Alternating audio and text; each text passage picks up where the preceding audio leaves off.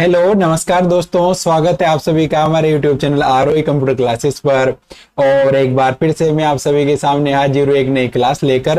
तो ये जो अपनी क्लास होने वाली है आज 20 मोस्ट ऐसे इंपॉर्टेंट क्वेश्चन सोल्व करवाने वाला हूँ मैं आप सभी के लिए, जो आप सभी के लिए आपका जो एग्जाम आ रहा है उसके लिए अति महत्वपूर्ण होने वाले हैं आप सभी के लिए। और एक ही क्वेश्चन आज की क्लास में ऐसा होने वाला है आप सभी के लिए कि आपको देखकर ऐसा लगेगा कि हाँ भाई सर इनमें से बैठेंगे। ऐसा आज एक एक क्वेश्चन ऐसा होने वाला है। क्लास अपनी थोड़ी छोटी रहने वाली 20 क्वेश्चन की रहेगी आज, और कल आप सभी के लिए 50 क्वेश्चन की बड़ी क्लास आने वाली है। तो देखो, आज की क्लास शुरू करने से पहले भाई सभी को राम राम, गुड इवनिंग। जुड़ जाओ सभी, ज्यादा से ज्यादा शेयर कर दो लाइव को ताकि और भी स्टूडेंट जुड़ जाएं। और देखो, जो चैनल पर नए जुड़े हो चैनल को सब्सक्राइब करना न भूलें, और ताकि अपनी कोई भी क्लास आती है तो उसका नोटिफिकेशन मिल जाए जो आप रही है। और देखो, आप कमेंट करके हाजिरी लगा दो अपनी सभी की, कौन कौन आ गए आज क्लास में। सभी जो भी ऑनलाइन जुड़ गए हैं अपनी हाजिरी जरूर लगाएं कि सर मैं जुड़ गया हूं। और कोई नया जुड़ा है तो साथ में ये भी कमेंट कर देना कि कहाँ से जुड़ा हूं। तो शुरू करते हैं आज की क्लास। और आज की क्लास शुरू करने से पहले देखो, उसमें पूरा एक एक चैप्टर को डीपली समझा रखा है आरएससीआईटी की बुक के अनुसार। तो चलते हैं आज के पहले क्वेश्चन पर। देखो, पहला क्वेश्चन क्या है। पहला क्वेश्चन है, देखो, माइक्रोसॉफ्ट एक्सेल में नए वर्कशीट डालने के लिए कौन सी शॉर्टकट कुंजी है। नया वर्कशीट अगर आपको डालनी है किसमें, एमएस एक्सेल में, तो उसका शॉर्टकट क्या है। तो ए पर देखा है Ctrl+N, बी पर दे रखा है Ctrl+W, सी पर दे रखा है Ctrl+N, सी पर दे रखा है Ctrl+Shift+N, और डी पर देखा है Shift+F11। अब नई वर्कशीट यानी क्या डालना है आपको, न्यू वर्कशीट डालना है। क्या डालना है, न्यू वर्कशीट लेना है, न्यू वर्कशीट। अब देखो बच्चे, ये जो क्वेश्चन है इसमें गलती कहां करते हैं। देखो, इसमें गलती होती है कि बच्चे वहां पर क्या लगाते हैं एग्जाम में, आंसर Ctrl+N, जबकि Ctrl+N क्या काम आता है, ये काम आता है न्यू फाइल के लिए। किसे काम आता है, न्यू फाइल के। अब यहाँ न्यू फाइल नहीं पूछा अपने से पूछा यहाँ पर क्या, न्यू वर्कशीट। तो न्यू वर्कशीट का जो आंसर होगा Shift+F11। क्या होगा इसका राइट आंसर, Shift+F11। तो डी इसका राइट आंसर है। Shift+F11 से आप नई वर्कशीट ले सकते हो। तो डी इसका राइट आंसर है, Shift+F11। अगला क्वेश्चन देखो, क्वेश्चन नंबर 2। देखो क्या है कि पावर पॉइंट 2010 रिबन में स्लाइड जोड़ने, हटाने और स्वरूपित करने के लिए आदेश देने वाला कौन सा टैब है। पावर पॉइंट में मतलब कौन सा रिबन है, रिबन टैब है जिसमें स्लाइड जोड़ सकते हो, हटा सकते हो, स्वरूपित मतलब उसमें एडिटिंग कर सकते हो। तो ए पर दे रखा होम, बी पर दे रखा इंसर्ट, सी पर दे रखा डिजाइन, और डी पर दे रखा है ट्रांजिशन। तो इसका राइट आंसर होगा ए ऑप्शन पर जो दे रखा है होम, यानी होम टैब पर जाकर, किस पर जाना है आपको, होम टैब पर। और होम टैब पर जाकर आप देखो, ये होम टैब पर जाना है, और होम टैब पर जाने के बाद आप वहां से स्लाइड जोड़ सकते हो, हटा सकते हो, उसमें कोई भी चेंज करना है, एडिट करना है, अपने अनुसार लेना है तो वो भी कर सकते हो। तो इसका राइट आंसर होगा ए ऑप्शन, होम इसका राइट आंसर होगा। अगला क्वेश्चन देखो, क्वेश्चन नंबर 3 क्या है, ओसीआर प्रौद्योगिकी का मुख्य उद्देश्य क्या है। ओसीआर का उद्देश्य क्या है देखो, तो ए पर देखा मुद्रित या हस्तलिखित पाठ को मशीन पठनीय पाठ में बदलना, बी पर देखा बेहतर दृष्टि गुणता के लिए छवि निर्देश बढ़ाना, सी पर देखा सुरक्षित दस्तावेज को एनक्रिप्ट करना, और डी पर देखा छवि फाइल को संग्रह की दक्षता के लिए संक्षेपित करना। तो ओसीआर को क्या बोलते हैं, ओसीआर को बोलते हैं, देखो क्या बोलते हैं ओसीआर को, तो ओसीआर को बोलते हैं भाई अपन ऑप्टिकल, क्या बोलते हैं ऑप्टिकल कैरेक्टर,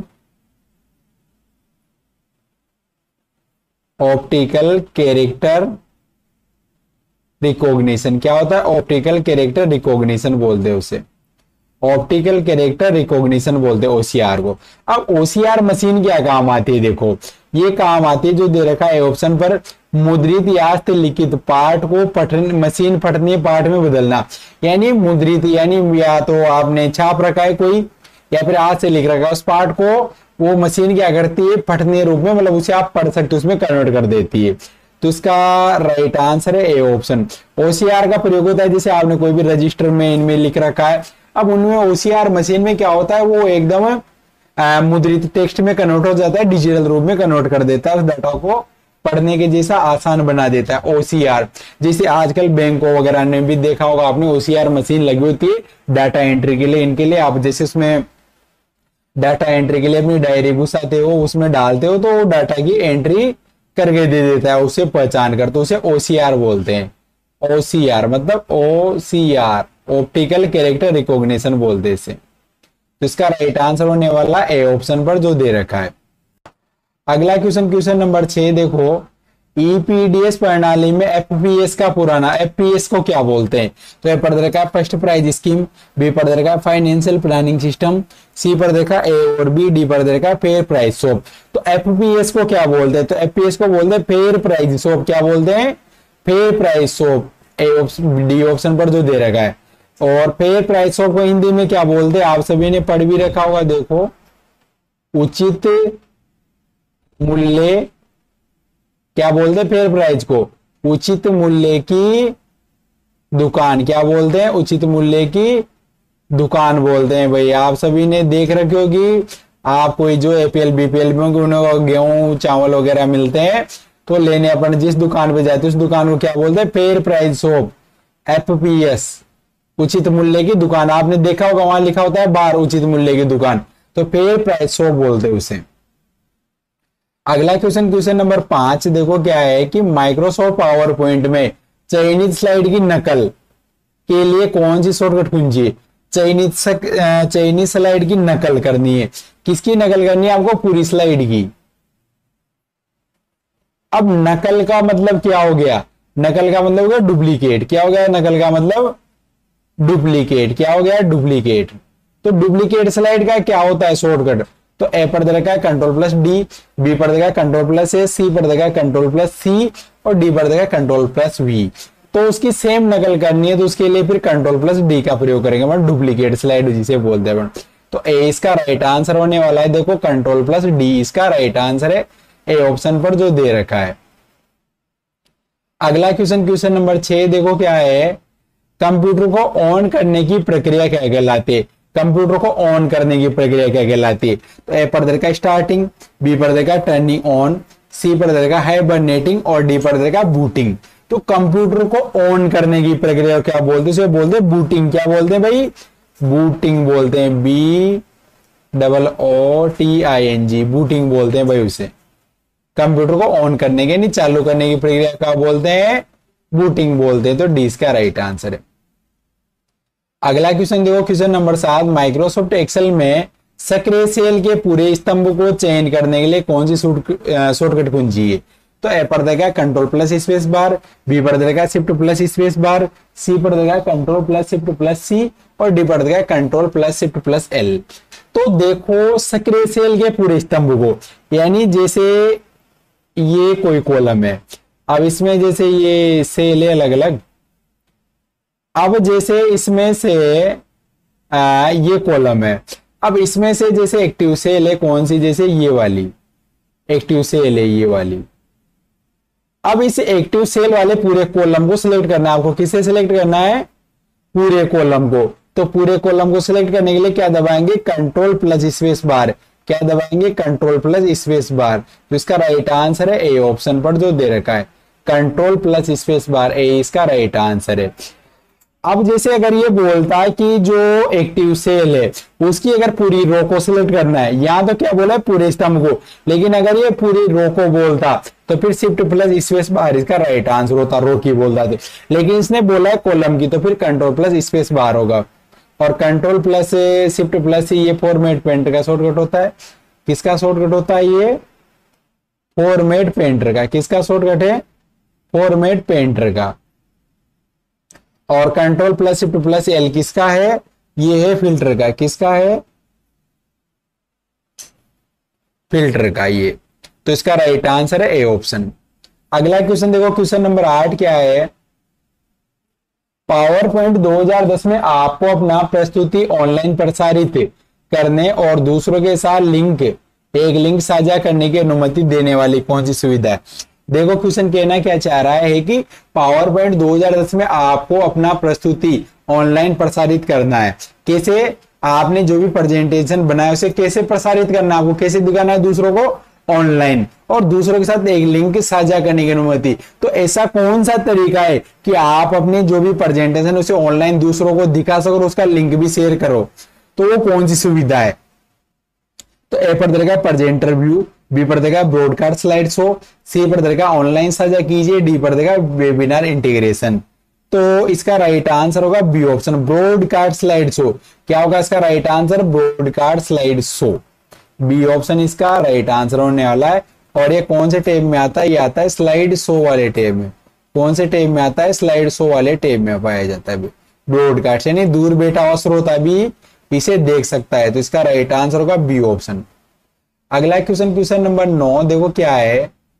प्रेजेंटेशन के स्लाइड शो को शुरू करने के लिए, प्रेजेंटेशन के स्लाइड शो को शुरू करने के लिए यानी स्लाइड शो चालू करना है आपको, तो ए पर दरका F5 कुंजी दबाए, बी पर दरका स्लाइड शो मेन्यू से वी शो विकल्प का चयन करें, सी पर दरका स्लाइड शो मेन्यू से रियल टाइम का चयन कीजिए, और डी पर दरका विकल्प ए या विकल्प बी का चयन करें। तो प्रेजेंटेशन के स्लाइड शो को चालू करना है, तो ए पर दरका F5 कुंजी दबाए, तो F5 दबाकर आप स्लाइड शो को चालू करते ही हो, तो ए इसका राइट आंसर है।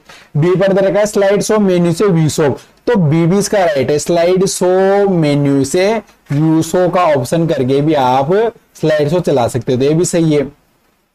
सी पर दरका स्लाइड शो मेन्यू से रिवर्स टाइमिंग, तो रिवर्स टाइमिंग से स्लाइड शो नहीं चलता, उससे रिकॉर्डिंग होती है। चलता तो लेकिन वो रिकॉर्डिंग के काम आता है, रिहर्सल के, तो ये इसका नहीं होगा। इसका राइट आंसर हो जाएगा डी ऑप्शन, विकल्प ए या विकल्प बी का चयन कीजिए, यानी दोनों सही है। तो इसका राइट आंसर होगा डी ऑप्शन। क्या होगा इसका राइट आंसर, डी ऑप्शन। अगला क्वेश्चन देखो, क्वेश्चन नंबर 10। क्वेश्चन नंबर 10 जो है ये MS वर्ड 2010 में Ctrl+X और Ctrl+C बटन दबाने में क्या अंतर है, यानी Ctrl+X और Ctrl+C में क्या अंतर है, ये पूछा। अब क्वेश्चन देखने में आपको बड़ा लग रहा होगा कि 4 ऑप्शन भी बहुत बड़े दे रखे हैं, भाई कैसे इसका आंसर दुष्कोच में पड़ जाते हैं बच्चे। अब क्वेश्चन देखो कहना क्या चाह रहा है, जिनको नहीं आता है उनको भी कैसे उत्तर देना है, जिनको आता है उनके लिए तो बहुत अच्छी बात है ही सही, और जो अपनी रेगुलर क्लासेज में पढ़ रहे होंगे उनको तो आता ही होगा मेरे ख्याल से, जितना मेरा अनुमान है।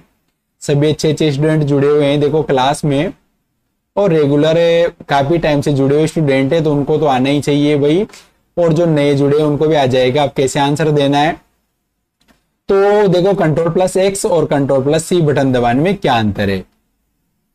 तो देखो ये पर दे रखा है, टेक्स्ट को पेस्ट करने के लिए Ctrl+X का उपयोग किया जाता है, और टेक्स्ट को कॉपी करने के लिए Ctrl+C का उपयोग किया जाता है। अब देखो मैं इसमें आंसर बताता हूं। देखो Ctrl+X क्या काम आता है, ये काम आता है कट के लिए। किसके काम में लेते हैं, कट के लिए, यानी डाटा को हटाकर दूसरी जगह रख सकते हैं। और Ctrl+C क्या काम आता है, कॉपी के लिए काम आता है। तो देखो कहां पर दे रखा है इसने, तो इसका राइट आंसर होगा बी ऑप्शन। देखो टेक्स्ट को कट करने के लिए Ctrl+X का उपयोग किया जाता है, और टेक्स्ट को कॉपी करने के लिए Ctrl+C का उपयोग किया जाता है। तो इसका राइट आंसर होगा बी ऑप्शन। जबकि ये देखो ए पर दे रखा था पेस्ट करने के लिए Ctrl+X नहीं होगा, सी पर दे रखा था टेक्स्ट को कॉपी करने के लिए Ctrl+X नहीं होता है, और डी पर देखा टेक्स्ट को सिलेक्ट करने के लिए भी नहीं होगा। Ctrl+X तो कट है, कैंची का निशान दे रखा है, X में कट का निशान होता है, ऐसे यूं तो कटने के काम आता है, Ctrl+C से कॉपी होता है। अगला क्वेश्चन देखो, क्वेश्चन नंबर 11।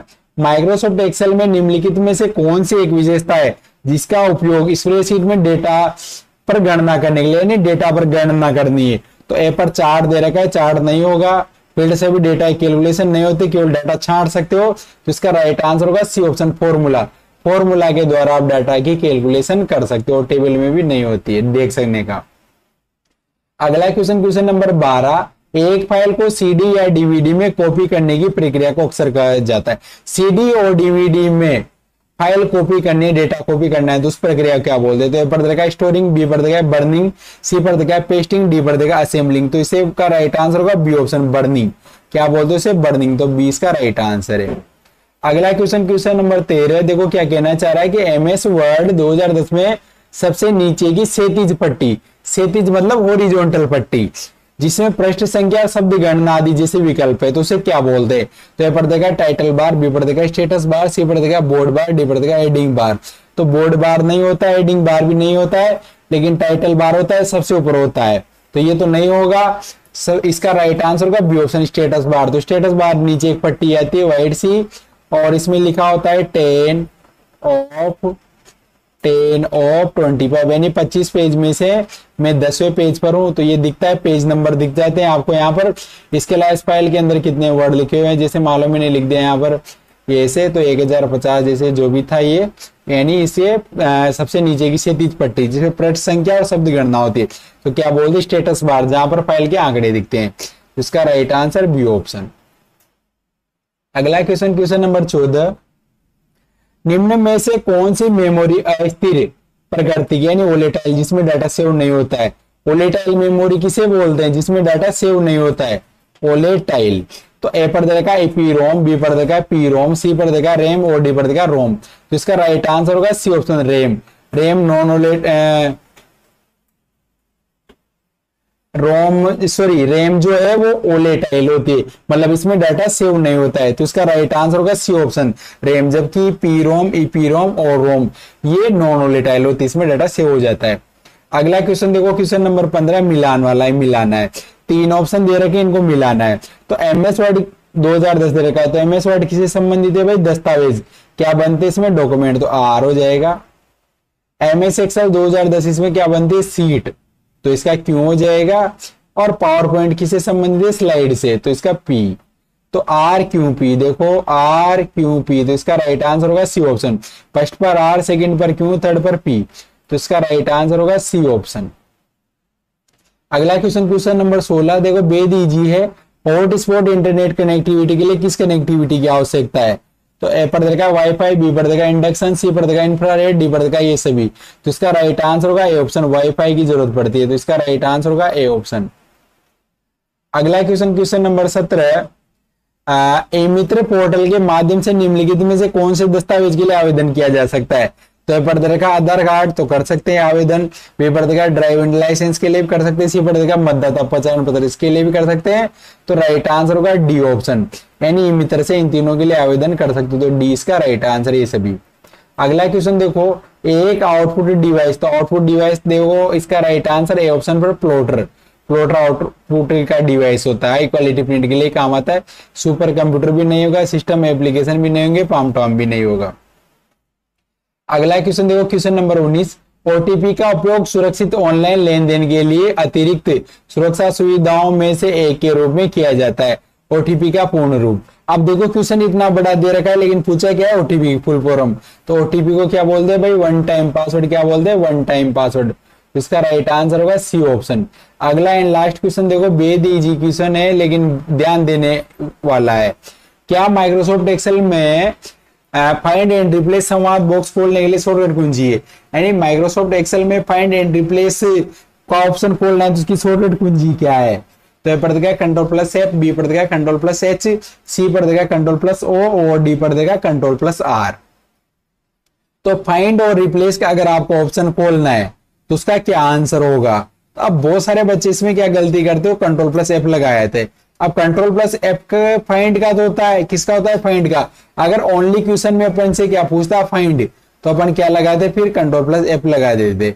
लेकिन यहां पर पूछा है फाइंड एंड रिप्लेस, अब इसका राइट आंसर होगा बी ऑप्शन। क्या होगा इसका राइट आंसर, बी ऑप्शन कंट्रोल+H, क्योंकि कंट्रोल+H से फाइंड और रिप्लेस दोनों ही ऑप्शन खुलते हैं, फाइंड भी खुलता है और रिप्लेस भी खुलता है, बदलने का भी। तो इसका राइट आंसर होगा बी ऑप्शन कंट्रोल+H, यानी अगर आपसे फाइंड रिप्लेस एक साथ पूछता है तो फिर कंट्रोल+H लगाना है, बी पर दे रखा है। ओनली फाइंड पूछता है तो फिर कंट्रोल+F लगाना है, और ओनली रिप्लेस पूछता है तो फिर कंट्रोल+H लगाना है आपको। तो ये देखो मैंने आप सभी के लिए 20 ऐसे मोस्ट इंपोर्टेंट क्वेश्चन सोल्व करवाए हैं जो आप सभी का एग्जाम आ रहा है उसके लिए इंपोर्टेंट साबित होने वाले हैं। और देखो क्लास के अंत में आप सभी बताओ कि आज कौन नया जुड़ा है और कौन से जिले से जुड़ा है, बताना ना भूलें। और आपको क्लास कैसी लगी जरूर बताना है कमेंट करके।